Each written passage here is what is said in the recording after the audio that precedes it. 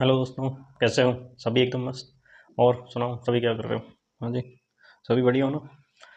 गर्मी खूब तेज़ पड़ रही है, इसलिए हमने तो भैया ये देखो, क्योंकि जब गर्मी पड़ती है ना तो कूलर एसी नहीं लाते, हमारे यहाँ बाल छिलवाते हैं। तो बाल छिलवाओ सभी के सभी, कूलर के एसी के चक्कर में आप लोग। ठीक है जी। तो आज के वीडियो लेक्चर में हम देखने जा रहे हैं ionisation enthalpy order in D block elements. D block element ये लिख रहे हैं आपके सामने। इनमें आयोनाइजेशन एनर्जी का ऑर्डर किस प्रकार हम देखते हैं, क्या क्या वेरिएशन आते हैं टॉप टू बॉटम जाने पर, बॉटम टू टॉप जाने पर क्या क्या वेरिएशन आते हैं आयोनाइजेशन एनर्जी के ऑर्डर में, वो आज के वीडियो लेक्चर में हम देखने वाले हैं। तो आपके समय का सदुपयोग करते हुए हम इस वीडियो लेक्चर को स्टार्ट करते हैं, क्योंकि आपके पास समय कम रहता है। हम तो फिर भी फ्री रहते हैं, आपके पास समय कम रहता है, तो उस समय की कदर करते हुए हम जल्दी ही स्टार्ट करते हैं इसको। तो आयोनाइजेशन एंथैल्पी का ऑर्डर देखना। आयोनाइजेशन एंथैल्पी की मैं डेफिनेशन वगैरह आप पहले वीडियो लेक्चर में बता चुका हूँ। ठीक है।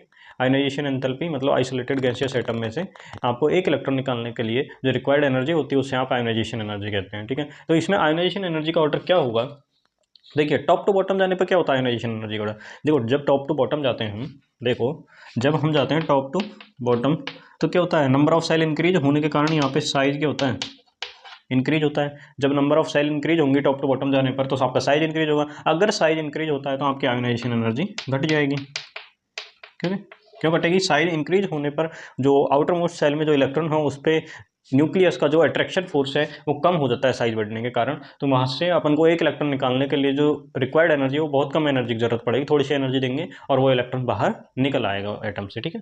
तो साइज बढ़ने पर क्या है, आयोनाइजेशन एनर्जी डिक्रीज हो रही है। मतलब टॉप टू बॉटम जब जाएंगे तो आयोनाइजेशन एनर्जी क्या होनी चाहिए, डिक्रीज होनी चाहिए। होनी चाहिए नहीं होनी चाहिए, एक जो जनरल ट्रेंड हम पढ़ते हैं कि टॉप टू बॉटम जाते हैं, नंबर ऑफ सेल इंक्रीज होने के कारण साइज इंक्रीज होता है, और साइज इंक्रीज होगा तो आयोनाइजेशन एनर्जी डिक्रीज होगी। ठीक है। तो उसी चीज को देखते हुए हम कहाँ ऑर्डर लगा रहे हैं, यहाँ पे देखो ये ऑर्डर। ठीक है। ये आपका ग्रुप नंबर थर्ड है। ठीक है। ग्रुप नंबर भी लिख दूं क्या? वैसे आपको सभी को पता होगा, ये ग्रुप थर्ड है, ये फोर्थ है, ये फिफ्थ है, ये 6, 7, 8, 9, 10, 11 एंड 12। ग्रुप 3 to 12 में किस प्रकार आयोनाइजेशन एनर्जी का ऑर्डर होता है वो देखेंगे। तो इसमें ग्रुप थर्ड में क्या होता है, ग्रुप थर्ड में कोई भी आपके पास एफ सबसेल इंट्रोड्यूस नहीं होती है। मैंने आपको पहले ही बताया था जब आपको ये इनका साइज का, जब एटॉमिक साइज के बारे में हमने बात की थी तो वहाँ पे बताया था मैंने कि 4D और 5D की सीरीज का जो 4D 5D सीरीज की जो साइज है वो लगभग सेम होती है। और क्यों होती है उसका रीजन भी मैंने आपको बताया था, कॉन्ट्रैक्शन लेंथेनाइड कॉन्ट्रैक्शन बोल लीजिए उसे। तो वो लेंथेनाइड कॉन्ट्रैक्शन के कारण ये 4D और 5D सीरीज का जो साइज है वो लगभग सेम होता है। लेकिन ये जो 4D और 5D सीरीज का लगभग साइज जो सेम होता है वो किसके बाद होता है, आपके इस लेंथिनम के बाद, मतलब जर्कोनियम, हाफनियम का, नायोबियम, टेंटेनम का, मॉलिब्डेनम, टंगस्टन का। तो इनका साइज लगभग सेम होता है, ये इनका साइज सेम नहीं होता। क्यों नहीं होता? क्योंकि यहाँ पे एफ सबसेल इंट्रोड्यूस इसके बाद होती है, लेंथिनम के बाद आपकी एफ सबसेल इंट्रोड्यूस होती है। मतलब कि एफ सबसेल मतलब कि लेंथेनाइड कॉन्ट्रैक्शन कहाँ से स्टार्ट होता है, आपका लेंथिनम के बाद से। तो आपको लेंथिनम में यहाँ पे कोई भी लेंथेनाइड कॉन्ट्रैक्शन नहीं है, तो आपका जो ये नॉर्मल ट्रेंड जो होता है, जो जनरल ट्रेंड होता है वही यहाँ पे फॉलो होगा कि आप टॉप टू बॉटम जाएंगे तो आपकी आयोनाइजेशन एनर्जी डिक्रीज होगी। मतलब कि स्कैंडियम की सबसे ज्यादा, देन इट्रियम की, देन लेंथिनम की। ठीक है। तो ये क्या है आपका आयोनाइजेशन एनर्जी का ऑर्डर है ग्रुप थर्ड के लिए। अब देखो सर, अब ग्रुप थर्ड की तो बात हो गई सर, अब और बचे ग्रुप 4 to 12, उनमें कैसे देखेंगे? तो उनमें भी देखेंगे यार, कैसे देखेंगे उनमें क्या है। अब आपको मैं एक छोटी सी ट्रिक बता देता हूँ, उस ट्रिक से करना आप जब भी करना हो आपको।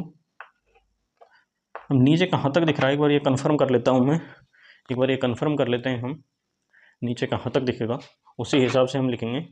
क्योंकि क्या है कि फिर मेरे को बाद में दिखता है, बाद में जब वीडियो एडिट करते हैं कि आपको दिख ही नहीं रहा था और मैं नीचे लिखा जा रहा हूँ, तो ये गलत हो जाता है, फिर आपको दिखता ही नहीं है। आपके लिए तो वीडियो बना रहे हैं हम। हाँ, तो यहाँ तक ठीक है। तो देखो, अब मेरे को क्या करना है, ग्रुप थर्ड की बात तो हो गई, ग्रुप थर्ड के बारे में छेड़ना ही नहीं है, ग्रुप थर्ड की बात हो गई। आयोनाइजेशन एनर्जी का ऑर्डर किस प्रकार होना चाहिए ग्रुप थर्ड में, वो बातें हम कर चुके हैं। उसके बाद मैं आपको एक ट्रिक बता रहा हूँ, हिंदी में लिखते हैं पहले, तीव्र करनी। ठीक है। अब सर इंग्लिश में लिख दो इसे, ये लो भाई, तीव्र करनी। ठीक है, हो गया तीव्र करनी।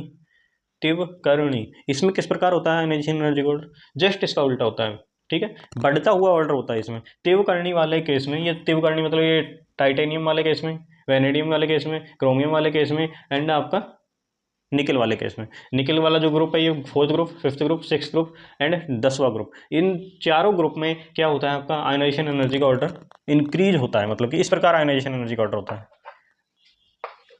टाइटेनियम वाले में, वेनेडियम वाले में भी इस प्रकार ही होता है, क्रोमियम वाले में भी इसमें भी इस प्रकार आयनाइजेशन एनर्जी, और निकल वाले में भी आयनाइजेशन एनर्जी का ऑर्डर इसी प्रकार होगा।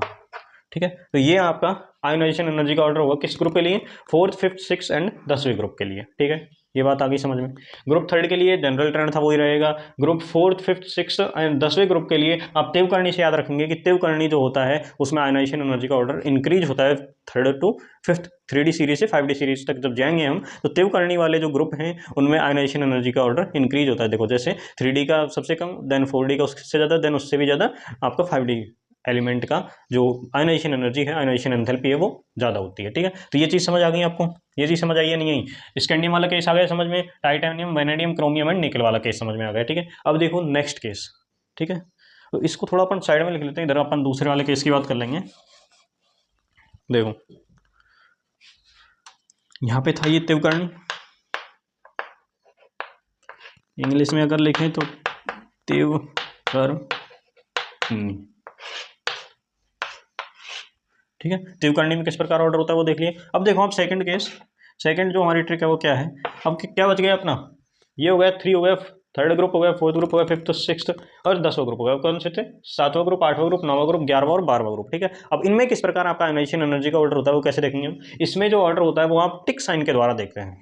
किसके द्वारा, देखो ये एक ग्राफ टाइप बना लिया आपने, यहाँ पे आपने एक टिक साइन बना लिया, जैसे टीचर करते हैं ना सही कॉपी में, आप ऐसे ऐसे।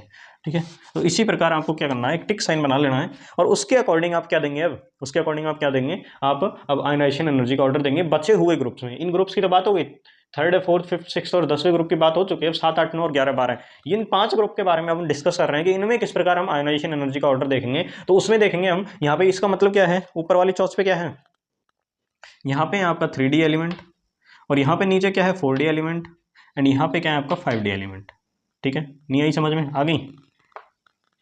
ठीक है, 3D देखो, 3D यहाँ पे टच हो रहा है ग्राफ में, देखो ग्राफ में 3D यहाँ पे टच हो रहा है इस जगह, 4D कहाँ पे टच हो रहा है यहाँ पे, और आपका जो 5D है वो कहीं यहाँ पे टच होगा। ठीक है, तो इसमें आप अगर ऑर्डर देखेंगे सबसे कम किसका है, सबसे कम ग्राफ में अगर वैल्यू देखें तो ये आयनाइजेशन एनर्जी है। इधर ये ग्राफ में यहाँ पे आयनाइजेशन एनर्जी है, यहाँ पे आपके डी का एलिमेंट है 3D 4D 5D। ठीक है, तो इसमें क्या होगा, आयनाइजेशन एनर्जी का ऑर्डर सबसे कम किसका दिख रहा है आपको, 4D सबसे नीचे है, तो सबसे कम है आपके लिए 4D। देन उसके बाद कौन है, 3D है, उसके बाद सबसे हाईएस्ट वैल्यू किसकी है, 5D की। तो ये आपके एक्सेप्ट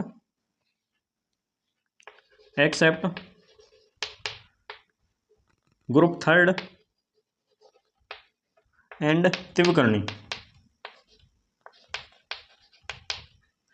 ग्रुप थर्ड और तिवकर्णी के अलावा जितने भी आपके वो एलिमेंट्स होंगे 3D 4D 5D सीरीज के, तो उनमें आप किस प्रकार ऑर्डर देखेंगे, उनमें आपको आयनाइजेशन एनर्जी का ऑर्डर इसके हिसाब से देखना है, सबसे कम 4D की, देन 3D की, देन 5D की सबसे ज़्यादा होगी। ये टिक साइन आपको ध्यान रखना है कि आपको सबसे पहले तो ये जो आपका ग्रुप थर्ड है उसमें तो नॉर्मल ट्रेंड है, और आपका जो तिवकर्णी वाले हैं उसमें इंक्रीज होता है आयनाइजेशन एनर्जी का ऑर्डर, आयनाइजेशन एनर्जी इंक्रीज होती है। और आपके जो बचे हुए जो भी जितने भी आपके ग्रुप हैं उनमें आपको टिक साइन यूज करना है, जिसमें सबसे पहले आप 3D रखेंगे, यहाँ पे 4D या 5D, ऐसे नहीं कर देना यहाँ पे 3D रख रहे हैं 4D 5D, सारा खेल ही चेंज हो जाएगा।